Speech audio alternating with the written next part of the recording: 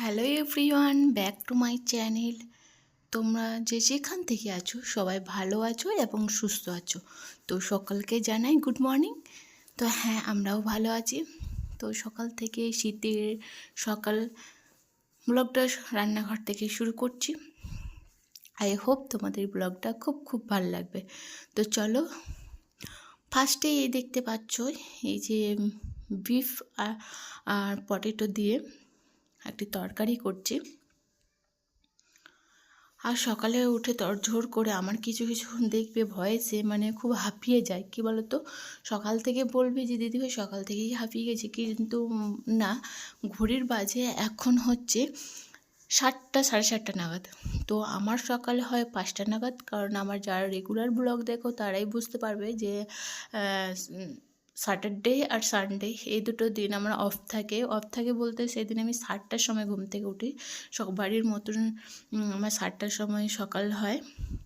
তার বাকি দিনগুলো আমার ভোর 5টা থেকেই আমার সকাল শুরু হয়, কারণ যেহেতু মাম্মাম স্কুল যায় সেক্ষেত্রে আমাকে অনেক সকালে করে উঠতে হয়। তারপর হাজব্যান্ড অফিস যাবে, সেক্ষেত্রেও আমার কিন্তু এক মেয়েকে স্কুল যতক্ষণ গাড়ি না আসে ততক্ষণ অবধি মেয়ের জন্যে টেনশন থাকে।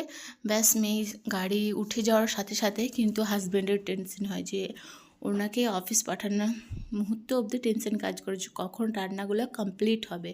এই রান্না বলতে এই যে চিকেন পটেটো আমি আজকে মাটির উনুনেই করে দিয়েছি, কারণ ভাতটা উল্টানো হয়েছিল তখন দেখলাম কি আঁচ আছে, তো ভাবলাম তো যখন এই আঁচটাই আছে আর মাটির উনুনে কিন্তু চিকেন বিফ মটন যে কোনো রান্না বলো না কিন্তু বেশ টেস্টি লাগে।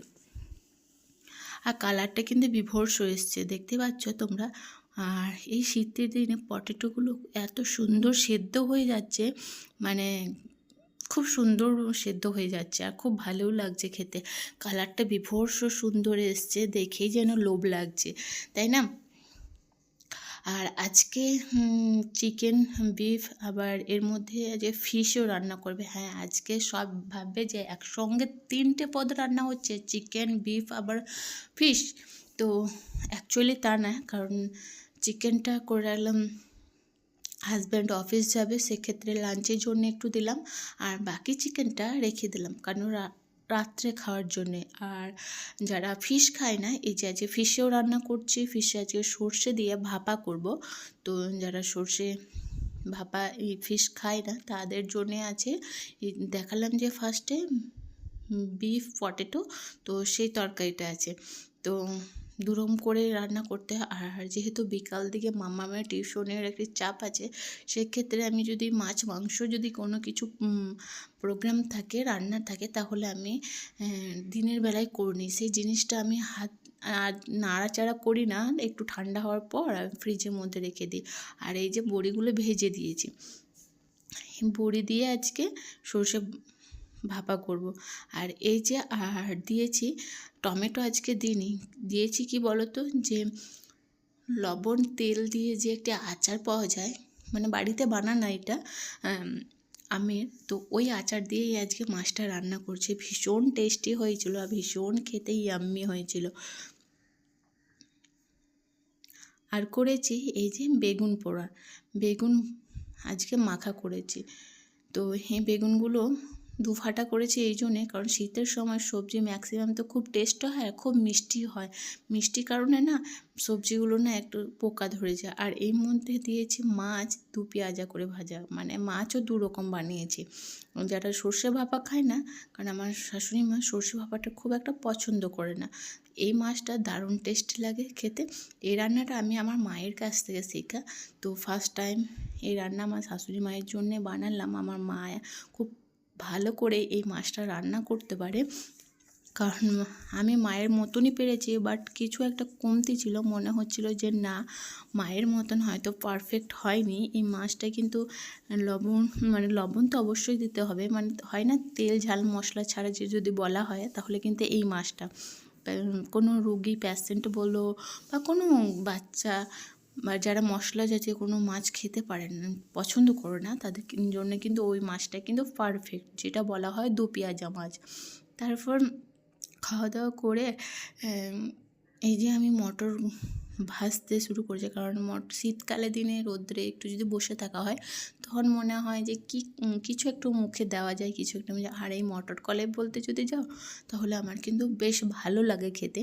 কারণ অনেক শক্ত হয়, হ্যাঁ দাঁতের কিন্তু অনেক জোর থাকতে হবে, কারণ দাঁত যদি না জোর থাকে কিন্তু এই খাবার খাওয়া যাবে না। কিন্তু মেন ফার্স্ট হচ্ছে এই খাবার খেতে গেলে দাঁতের অনেক ইমিউনিটি পাওয়ার চাই, তাহলে কিন্তু এ কলাই ভাঙা যাবে না, ভীষণ শক্ত হয় ভীষণ। তো তুমি পাশে সাইডে যদি কেউ বসে থাকে আর তুমি যদি এই মটর কলাইটা খাও, বাপরে ভাবে যে সব দাঁতগুলো পড়ে গেছে, এরকম একটি অবস্থা হয়। তো আমার ব্লগটা যদি ভালো লাগে please like comment share subscribe করতে বলবে না, অতি অবশ্যই চ্যানেলটাকে সাবস্ক্রাইব করবে। আর যারা অলরেডি সাবস্ক্রাইব করে ফেলেছো তাহলে তাদেরকে অসংখ্য ধন্যবাদ।